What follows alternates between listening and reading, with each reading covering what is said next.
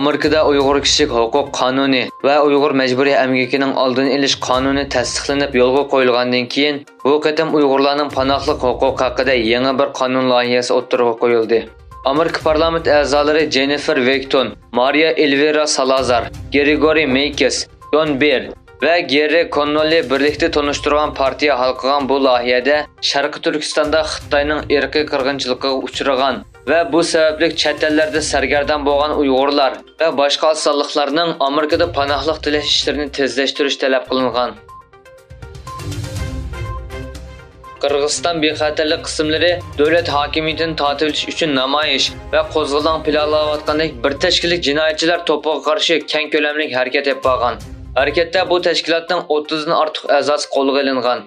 Qrim xabar agentligining xabariga qaraganda, Qirg'iziston Davlat bexatarlik komiteti 2023-yil 6-iyundagi harakat to'g'risida bayonot e'lon qilib, jinoiy ishlar tashkiloti a'zolariga taban nurg'un tashkiliy hujjat va ovoz xotirasini qo'lga tushirganligini e'lon qilgan.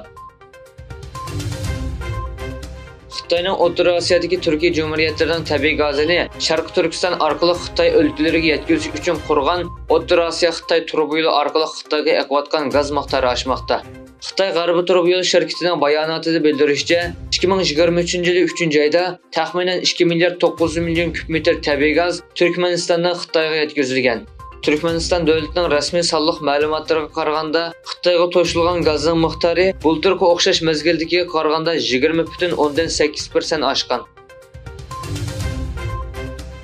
Amerikaning sobiq muavin prezidenti Mike Pence 2024-yildagi prezident saylamiga o'zining kandidatligini jakarlagandan keyin o'tkazgan ochiq isbot anglash yig'inida agar saylanib qolsa parlamentni safarbar qilib Xitoyning ig'vogarchiligiga alohida javob qaytaradigan armiya quradiganligini aytdi.